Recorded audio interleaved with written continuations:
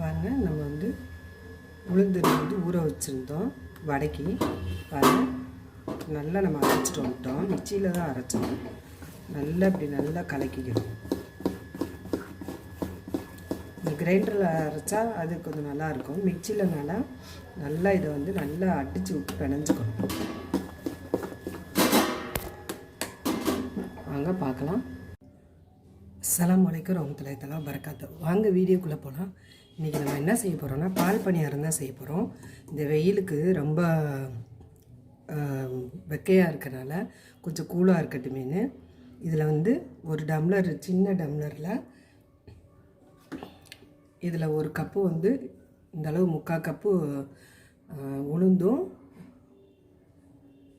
1/4 cup வந்து அரிசி, பச்சரிசியும் ரெண்டும் ஒன்றா போட்டு ஒரு 3 மணி நேரம் ஊற வச்சு நம்ம மிக்சியில் இந்த அளவு நல்லா நைஸாக அரைச்சிருக்கோம். பாருங்கள், இப்போ இதில் வந்து இதுக்கு வந்து தேங்காய் பால் ரெடி பண்ண போகிறோம். அதுக்கு வந்து பாருங்கள், ஒரு நல்லா இந்த மாதிரி ஒரு தேங்காய் எடுத்து ஒரு அரை மூடி எடுத்து வச்சுருக்கோம். அதுக்கு வந்து அதோடு அரைக்கிறதுக்கு வந்து பாருங்கள், இந்த ஏலக்காய் வந்து பெருசாக இருந்தால் ஒரு 4 ஏலக்காய், சின்னதாக இருந்தால் இந்த அளவுக்கு போட்டுக்கலாம். ஒரு 5, 6, 7, 8, 9 ஏலக்காய் இருக்குது. ஆனால் இது ரொம்ப குட்டியான ஏலக்காய். இதையும் ஒன்றாவே போட்டுடலாம். போட்டு இப்போ நல்லா அரைச்சிட்டு வரலாம். பாருங்கள், இப்படி நம்ம ஒரு வடிகட்டி வச்சுருக்கோம். இப்போ நல்லா நம்ம அரைச்சிட்டு வந்துட்டோம். வடிகட்டிடலாம்.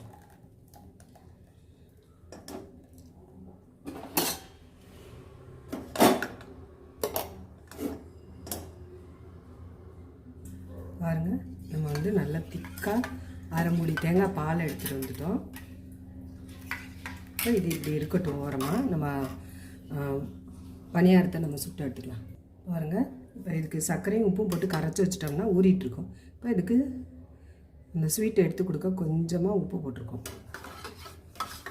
நம்ம மாவுக்கும் உப்பு போட்டாச்சு. இப்போ ஜீனி போட்டுக்கலாம். நீங்கள் நாட்டு சர்க்கரை வேணாலும் போட்டுக்கலாம். பாருங்கள், 1, 2, 3, 4. அதிகமான ஸ்வீட் இதுக்கு தேவைப்படாது. ஏன்னா தேங்காய் பால் வந்து திக்காக எடுத்துருக்கோம். அதிலே ஏலக்காய் போட்டு அரைச்சிருக்கோம். அதனால் இது இப்படியே இருக்கட்டும். பார்க்கலாம். பாருங்கள், இப்போ வந்து பொரிக்கிறதுக்கு ஒரு கடாய் வச்சுருக்கோம். இப்போ அதில் தேவையான அளவு எண்ணெய் ஊற்றிக்கலாம்.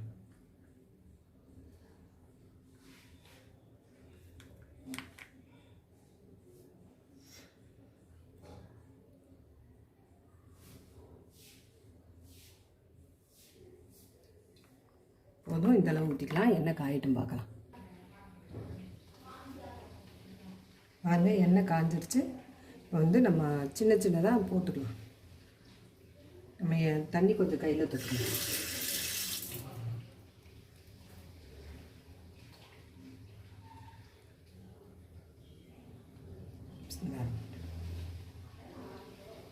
பாருங்கள், எண்ணெய் இந்த அளவு காஞ்சிருச்சு. நம்ம குட்டி குட்டியாக எடுத்து போட்டுக்கலாம்.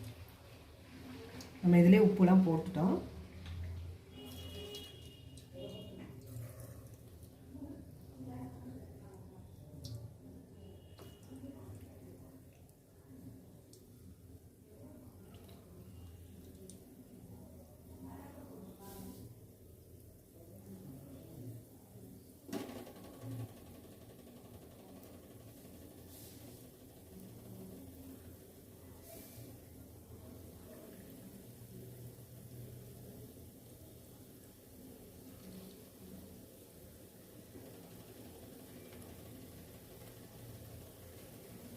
ஏன் இவ்வளோ குட்டியாக போடுறோம்னா, நம்ம தேங்காய் பாலில் போடும்போது நல்லா பெருசாக வந்துடும். அப்போ ஒரு மாதிரி சொதன்னு இருக்கும். அதனால் இவ்வளோ குட்டியாக போட்டாலே போதும்.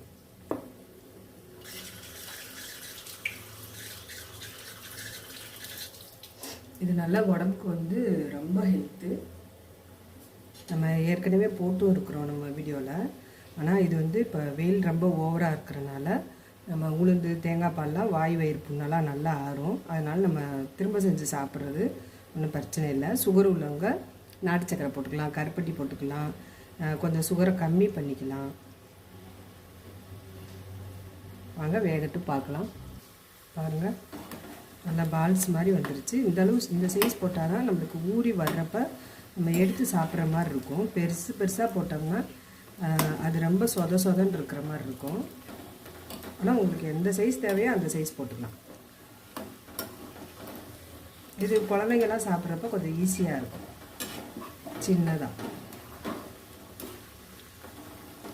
தேங்காய் கூட வந்து நம்ம பதமாக பார்த்து வாங்கணும். ரொம்ப கருப்பு காயாக வந்துருந்தால் அது வந்து எண்ணெய் காயின்னு சொல்லுவாங்க. அதை அப்படி நம்ம வாங்கக்கூடாது. இந்த மாதிரி வெள்ளையாக இருக்கணும். நல்லா முத்துன பருப்பாக இருந்துச்சுன்னா இந்த மாதிரி தேங்காய் பாலும் நல்லா வரும். டேஸ்ட் வந்து ரொம்பவே நல்லாயிருக்கும். நம்மளுக்கு அதில் கொலஸ்ட்ராலும் அதிகமாக இருக்காது. தேங்காய் பால் வந்து வயிற்றுக்கு வந்து ரொம்பவே நல்லது. நம்ம இந்த வெயில் காலத்தில் பனி காலத்துலேயும் நம்ம யூஸ் பண்ணணும். ஏன்னா அதெல்லாம் வந்து பனினாலும் சூடு தான். பாருங்கள் எப்படி இருக்குன்னு. இது நல்லா வந்து கோல்டு கலருக்கு வந்துடும். ரொம்ப வந்து எண்ணெய் காயக்கூடாது. அப்படி ரொம்ப எண்ணெய் காஞ்சிச்சின்னா வெளியே வெந்துடும், உள்ளக்க வேகாமல் இருக்கும். அதனால் ஒரு மீடியம் சைஸில் வச்சுக்கோங்க. அடுப்பு ரொம்ப சின்ன ஸ்டவ்லேயே வச்சு பர்னரில் வச்சு சுட்டிங்கன்னா உங்களுக்கு கரெக்டாக இருக்கும். பாருங்கள், இது நல்லா கோல்டு கலருக்கு வரட்டும். பாருங்கள், இந்தளவு நல்லா வெந்துருச்சு. நம்ம எடுத்துடலான்னு நினைக்கிறேன். ரொம்பவும் செவக்க வேணாம், இந்த அளவுக்கு எடுத்துடலாம். வாங்க, இந்த மாதிரி ஒரு டிஷ்யூ பேப்பரில் வச்சுட்டிங்கன்னா அதில் இருக்கிற அந்த கொஞ்சம் ஆயிலே அது எடுத்துரும். எண்ணெயே குடிக்கலை. நீங்கள் இப்படி டிஷ்யூ பேப்பரில் வச்சுக்கினா சுத்தமாக எடுத்துரும்.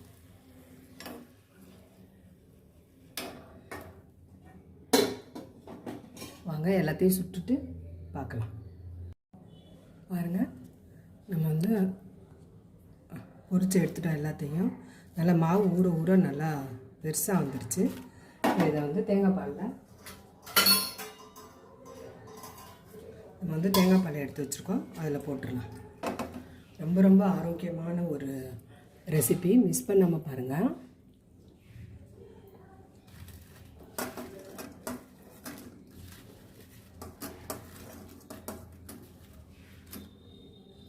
நம்ம எல்லாத்தையுமே போட்டுடலாம்.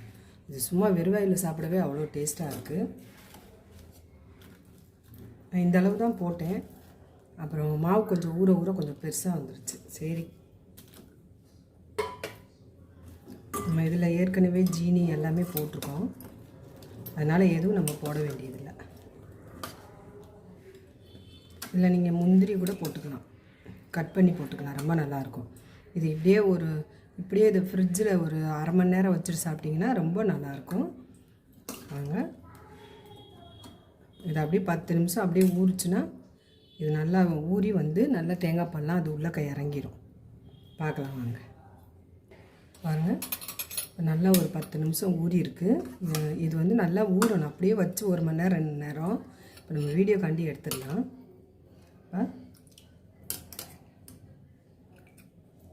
இதில் நம்ம இன்னொரு பொருளும் சேர்க்க போகிறோம். ரொம்ப ரொம்ப ஆரோக்கியமானது, குழந்தைங்களுக்கெல்லாம் ரொம்பவே நல்லது.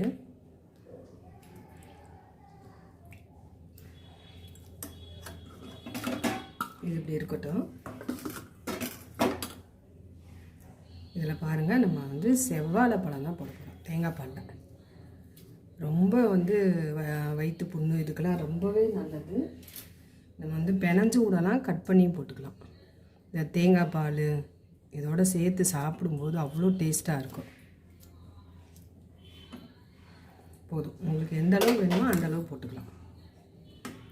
பாருங்கள், இது நல்லா இன்னும் ஒரு மணி நேரம் ஊறிச்சுன்னா நல்லா இன்னும் சாஃப்டாக வந்துடும்.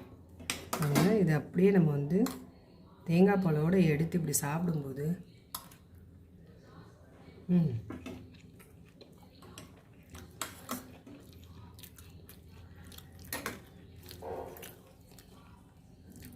எப்படி இருக்குது பாருங்க, நல்லா ஊறி சூப்பராக இருக்குது.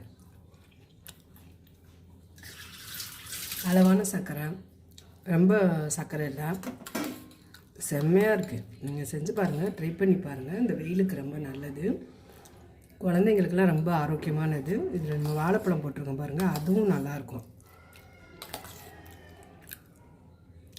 நீங்கள் இந்த வாழைப்பழத்தை வந்து இந்த தேங்காய் பாலோட நல்லா பிணைஞ்சு விட்டுட்டிங்கன்னா அது இன்னுமே நல்ல டேஸ்ட்டாக இருக்கும்.